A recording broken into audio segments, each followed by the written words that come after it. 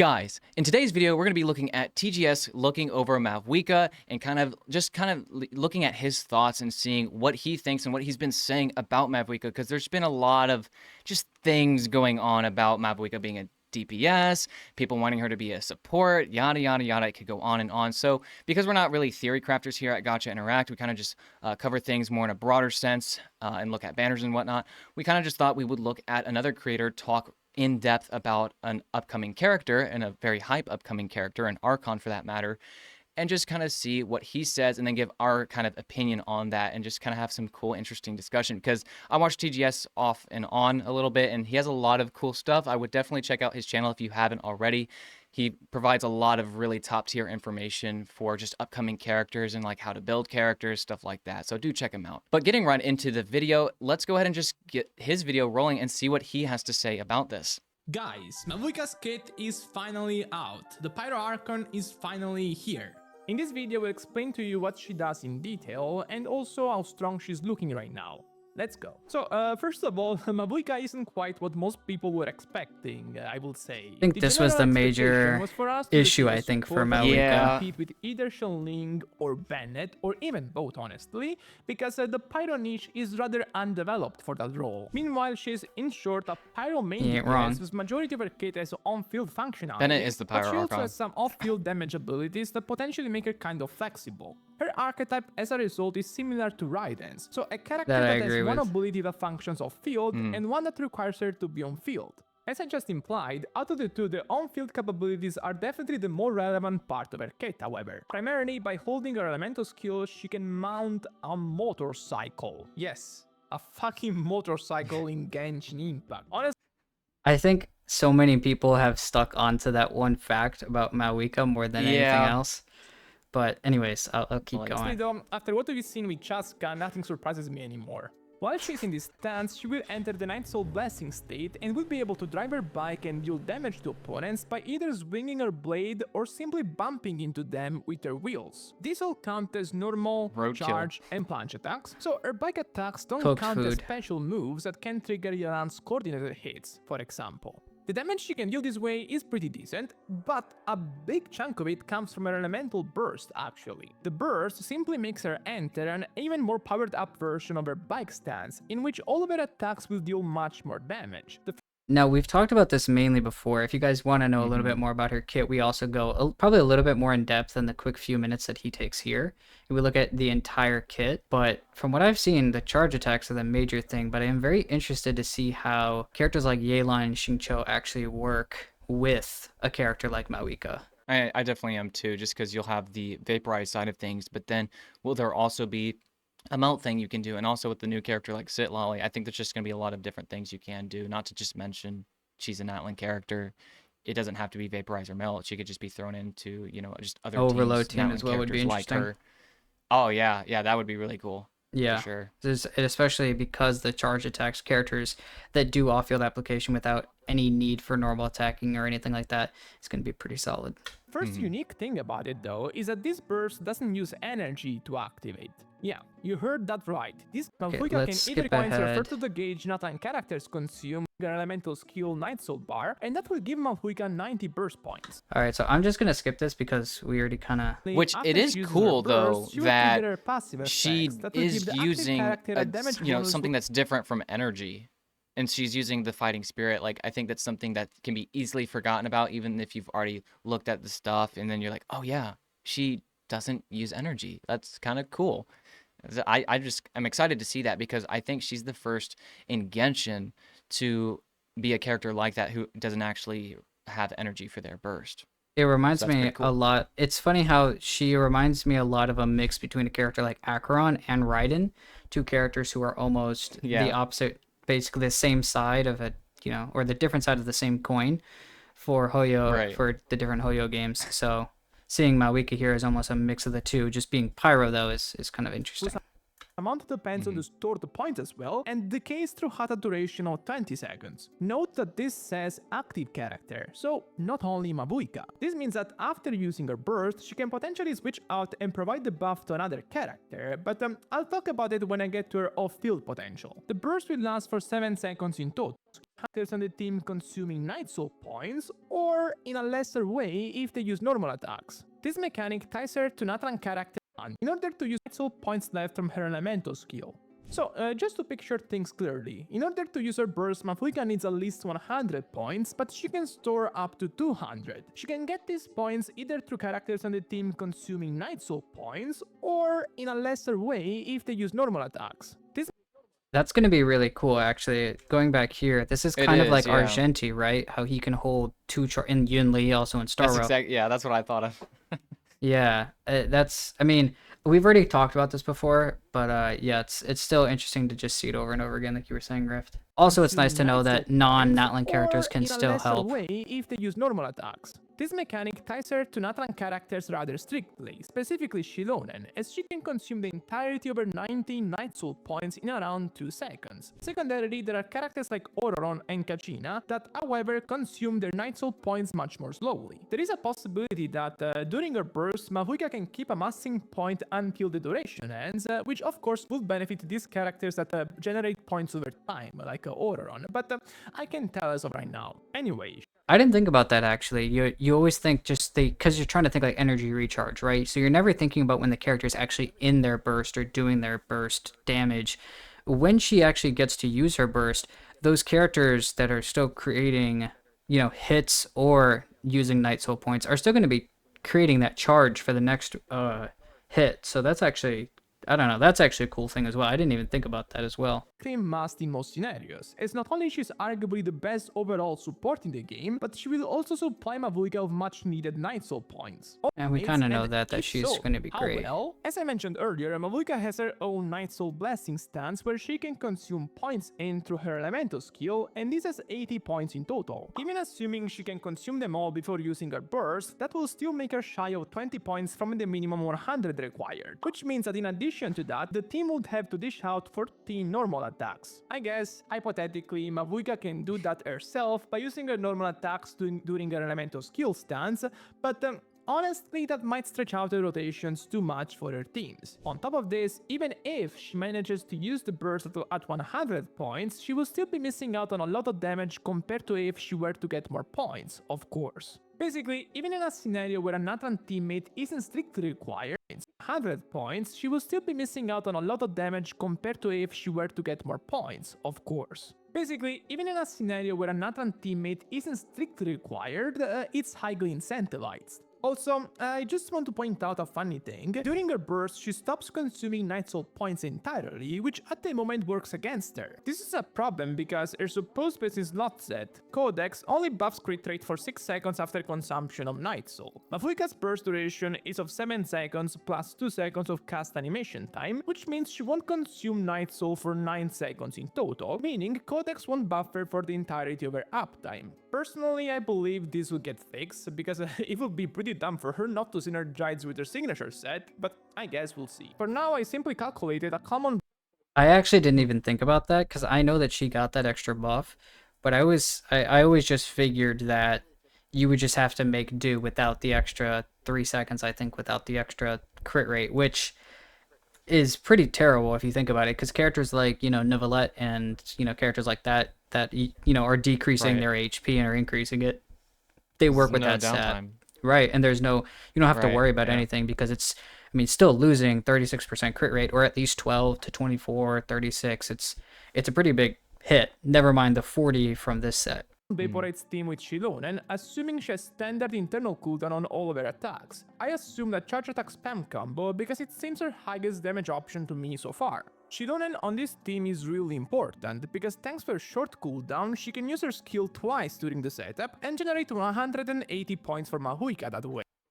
So there's just another thing, right, that Shilonen isn't a necessary team, but isn't necessary for the team, but she basically still is, and it's just for all those reasons, which we kind of figured. She's the only character that can get the high amount of Night Soul consumption comparatively to the other characters, as well as she can do it somewhat consistently and pretty well at that as well. So yeah, she just does it so quickly, and then she just goes off field, and you're getting this massive buff the only other characters in question to be used with Mavuika, because Mavuika's the DPS, you're not going to use Mualani, Kanish, Chaska. I mean, Chaska, if you're using Mavuika as a sub DPS, sure.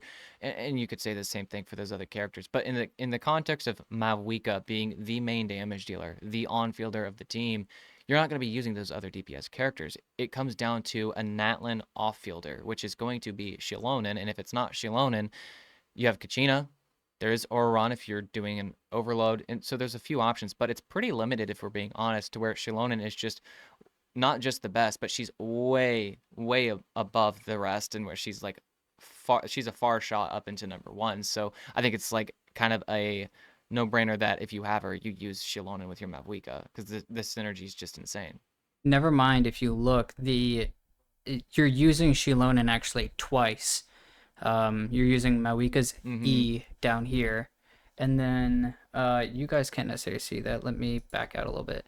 So you see down here, Mavuika E or Mavuika skill, then Shilonen skill, normal attack, and second normal attack. You'll consume 90 something, right around the 90 nice hit points. Farina burst, or Shilonen burst, sorry. Farina skill and burst. Bennett burst and skill, and then Shilonen again rotation, and then Mavuika burst into a 7 charge attacks for 7 seconds. Now that shows a lot. This is just another reason why, characters like, Xingqiu and Yelan are going to be, interesting and good, but seeing how she's more focused on charge attacks, it does show that her damage is going to focus and do better with that. And this is on a Farina buff as well as Vaporize, with 3 out of 7 of the hits that you're doing in the burst vaporizing, which is still a pretty good amount. That's just about half. And then also you're getting a solid 186 points for your burst animation. Remember, it's 100 to cast the burst, but the more fighting spirit or whatever that you consume, the more damage you're going to do over the 100. So it's still going to be pretty nice, I think. Yeah, and that's getting pretty close to the 200 cap. I mean, that's only 14 points off. So, you're getting that close is going to feel pretty good. And obviously, we're looking at like the best setup for Mavuika. Like, there's really not a better team than what we're looking at right here. Farina's a really good support. Shilona and Bennett, like some of the just best supports in the game, and they all synergize in this team really well for Mavuika. So this is about the best we're seeing, and I think the damage calcs, they look really good. I mean, even the C0 without the weapon, that's really high damage. What I'm interested to see is, instead of Farina here, I'm not sure if he's going to talk about it because it doesn't look like he's got much time to really talk about the characters anymore.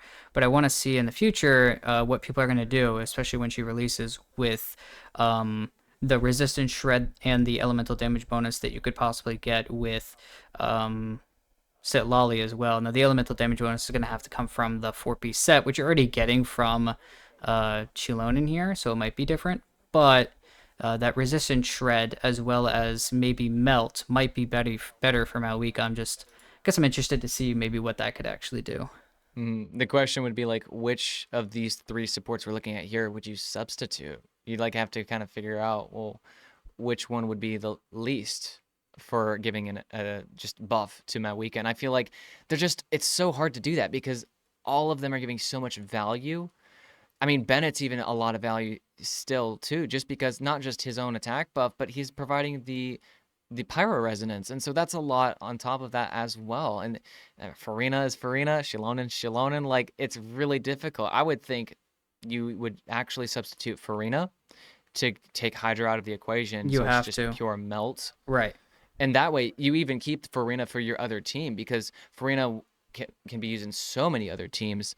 I mean, and Shilon can too, and well, so can Bennett. But like, yeah, it's just kind of like knowing your account, like what can you sacrifice that the other team just wants to kind of create a balance between both teams. And yeah, that's what I was talking about earlier, was switching out the Farina for your other character, Sitlali. That's at least what I'm gonna try to do. That also does allow, a character we just got, and if you just happen to get as well, Neuvillette, it allows you to run those 2 characters together. And if anything, Neuvillette's going to be more happy with someone like Farina rather than someone like Sitlali. So, although I'm sure he'll do great with both as well, but obviously Farina fits a little better in his team. Her damage output looks really high with the assumptions I'm making, considering this is the first week of beta as well, and from what I'm seeing she could easily compete with the top dogs in the meta, especially at a higher investment. And from what I've seen also, she has stayed the same. There hasn't really been too much in terms of actual damage change that she's done. There are a few changes here and there, but it's not enough to make her absolutely fall off the meta, like maybe we saw with certain characters. I'm looking at you, Dia.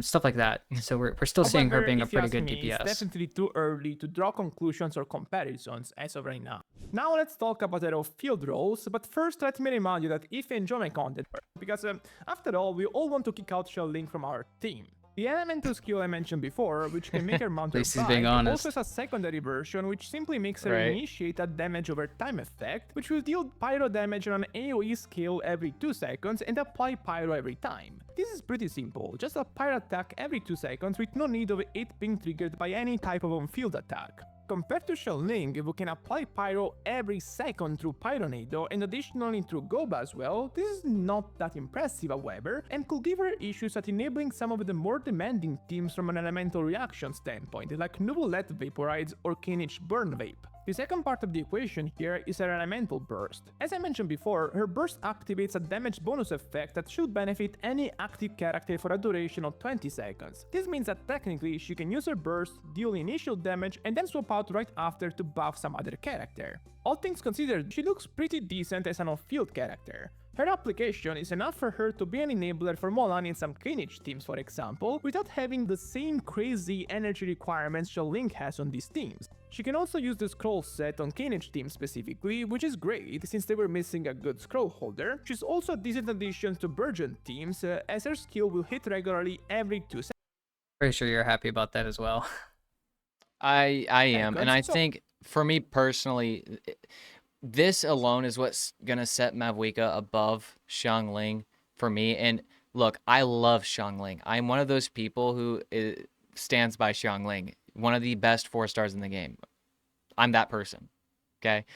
But Mavuika, not only does she not have the energy requirement, which is very, very vital to Xiangling. I mean, Xiangling is rendered useless if you don't have that energy. You don't have her burst.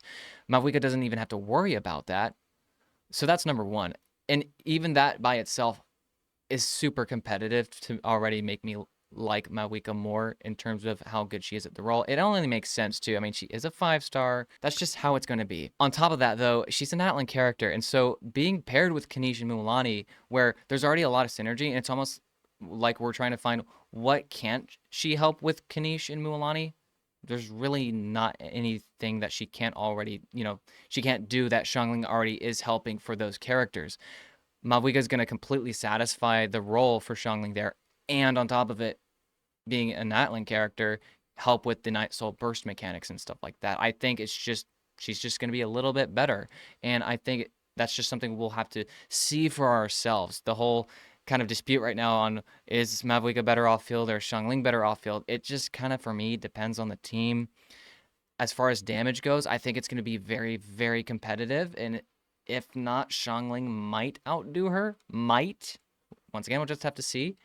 But in terms of utility and functionality, I think Mavuika is better. She has that buff that kind of reminds me of Yelan, where she's just giving the active character more damage. Xiangling doesn't have anything like that. Yes, you have a pepper from Guoba that gives you attack. Does Novelette want that? No. Do other HP scalers want that, like Mualani herself? No. But Mavuika giving a buff, I mean, the utility seems more useful. Yeah, and I agree. And I think that's where the extra use in other characters like you're talking about really comes into play, which is why characters like Farina, even though Bennett's absolutely amazing and insane, you don't see a Bennett in a Novelette team. Why? Like you just said, it's because you have teams that are not needing attack. And although he's a great healer, it's going to a useless stat for those characters. So a character like Farina really showed to be an extremely strong character because she can fit on any team. And the exact same thing as what you're seeing in Mavuika. Now, yes, Mavuika does have the caveat of needing characters to maybe hit a lot of times for the normal attacks and whatever, for rotations and whatnot. But that's only when you need to use her burst. That's not necessarily to say whenever she actually uses her skill and where she can still get the application off. Once again, her skill is where you're getting that extra stuff out of it, at least, so that, if I'm not wrong. So I guess that's my thing, is that, like you're talking about, there's just a lot of things that maybe Xiangling has a lot of issues with that I think Mavuika fixes. At the same time, there are things that Xiangling's specifically made to do that is obviously just going to be, done well. So I don't know. Is there a Yeah, reason? and like TGS kind of said too, he talked about it a minute ago. When it comes to application for really just hyper application DPSs like Neuvillette Vaporize can be something you do, and I think Shangling's going to be the only ticket to actually making that team really good. Like Mavuika is just not going to apply fast enough. Another example of that is Ayato and even Child. They apply their elements so fast that Xiangling is really, really good. And I feel like Xiangling would outdo Mavuika in teams like that specifically. Okay? Specifically. These other teams, though, that once again, just the Natlan teams, I feel like are going to get a little bit more of an edge. I'm interested specifically to see the Kanish teams, not the Kanish vape teams. I'm specifically talking about Kanish himself getting a lot of that buff from the characters. Yeah, well. But and exactly. even still, I don't know about your experience with your Neuvillette, but my experience with my Neuvillette, I still make Xiangling vaporize more often than Neuvillette ever does. So even still, even though she has application pretty every half and half from my second, experience. he's hitting 2 times a second on my end. So I think it depends. I think it kind of depends on like what's going on. It's kind of sporadic because either way, if Neuvillette's vaporizing, it's big damage. If Xiangling's vaporizing, it's big damage. So I think that's just why it works. Right. So yeah. Kinda like Raiden in a Hyperbloom full elemental mastery role. The one thing that was surprising to me, however, is that their damage output I love is the pretty Stardew good Valley music. even in this scenario. Between the skill So damage funny to over me. time and the burst cast, This is Mavuika using Scroll of the Hero Cinder City. That's what that bottom text says, if you guys are wondering. States that Xiangling catch at R5, 200 ER plus, and then 12 Pyro NATO swings, 10 of them vaped. Mavuika, she's on Earthshaker at R5, 9 skill hits, 6 of them vaped, and the burst was always used in the Bennett burst. So we're seeing in a double Pyro Kanish team, like I was just talking about, the double Pyro, double Dendro most likely team that they're talking about, the Burning team, you're getting, both these characters, I guess, are on the same. They're doing them against each other. I'm gonna guess that obviously we can see here that that's what they mean, but I think overall, I think obviously Mavuika is doing more damage. She's comparable. It makes sense, right? And she's comparable to a mono Pyro team with her off field as well on with Xiangling. I'm thinking of like a Lenny team. Yeah. Where you use Mavuika instead of Xiangling. So you do Lenny, Bennett, Kazuha, Xiangling. Just replace Xiangling with Mavuika. Yeah, you kind of have to, yeah. That's kind of what I was thinking. And then Vape, she still outdoes her. So it's very interesting. Once again, actually, we were talking about this before, Rift. Math doesn't lie. So it's hard to sometimes skew the results. Unless, of course, he's just straight up lying, which I don't think TGS is really sitting here consistently trying to, prove his own point. And the other thing you have to think about is with these numbers, he's doing the math based off of the scalings, right? So artifacts are going to heavily change how this will come into play. If you have both characters on your account and your Mavuika doesn't have her personal weapon, but your Xiangling for some reason is using Engulfing Lightning, well then your Xiangling might get a little bit more of an edge over your Mavuika in certain teams. Because it depends, like, how well built is your Xiangling compared to the Mavuika. Like, this is assuming, based off of pretty identical builds, and they're going into exactly what they want. It's based off of their scalings. That's kind of what we're looking at here. So overall, yes, Mavuika is doing better in the Vaporize and the double Pyro with, like, Kanish, and that makes sense a lot to me, just because, once again, the Natlan synergy between the two characters. So it's not just helping Kanish, it's also helping Mavuika potentially too, just because you're getting more frequent Night Soul bursts, which is just helping those characters. But the mono Pyro also makes sense. But even then, even though Mavuika's still a little less, that's so close to the same that, once again, your builds is going to have that minor fluctuation to where they're practically even in these planes. Well, think about it, right? What's the 4-piece scroll doing here? Right, you're just getting a elemental damage bonus, right? Which is helpful, obviously, to her. But think about what Xiangling's getting. You're most likely Xiangling's on a 4-piece of emblem. Like emblem or something. Right, So she's doing more damage with her burst. Probably. And Mavuika is actually contributing to the team more. Right. Which is what I They're was putting talking up about the earlier. same numbers, but Mavuika is contributing to the team if they're dealing pyro damage, if not herself as well. Whereas the selfishness shows with Xiangling a little bit. She packs quite the punch, and more importantly, she has no energy requirements, which other than being good for quality of life, also allows her to build more offensive stats than Xiangling can. So, at the moment, my current... Another reason why there's an issue, you don't have to worry about ER. That's probably the best thing that I've loved about, I know, right? About her, is that characters like Alhaitham, you need a bunch of crit, you need a bunch of EM, and to put it all on top of each other, you need to have at least a little bit of ER to just make sure that your life is okay. You don't need a crazy amount, like 120 or something like that, but you know, I'm running at 110 and I don't have Nahida, so it's pretty difficult sometimes to make sure I always have my burst on cooldown. So it's a little bit of a stretch, but this character, you don't have to worry about that. And there's other, once again, the characters, even if you don't have Shilonin, you don't need Shilonin. You can use a character like Sitlali if you're going to get her instead. Or you can use a character like one of the 4-stars and the free 4-star we got, which Rift, I'm pretty sure, is happy about that, 4-star Kachina. So just another character that can be used instead. Oron for those overload teams, even if she's not the on-field character, allowing those other characters to use up Night Soul is still going to be pretty worth it, I think, at the end of the day. Look, it's just going to be nice to have another option, if I'm being honest. I think that's the biggest thing. How level it is with Xiangling, it's like, okay, can we put this aside for a second, just be happy that, hey, I at least have a choice now. And whereas before it's like Xiangling or Xiangling for your off-field pyro. And yes, there's Dia, there's Toma, but for damage, right? Well, guess I'm using Xiangling, you know. But now it's like, okay, I can actually like mitigate or just choose, like, do I want to use this character? Do I want to use that character? Can I use both for both teams in the Abyss? So it's just nice to have another kind of similar character for the off-field aspect. Right. Thoughts is that she will be a very, very strong character that can be a top tier DPS and also have some nice uses as a sub DPS as well. My only issue so far is that she seems really glued to Shilonin, so if you don't have her, you're missing out basically. Anyway, I'd argue we still needed something different, like a bigger focus on supportive roles, for example, that are definitely lacking in the Pyro niche. Which, I'm so sorry, TGS, you guys can just see that over my bar. I just stopped at the worst place for him. But I think that's another thing to keep in mind, is that a character like Aoife is going to come up in the future as well.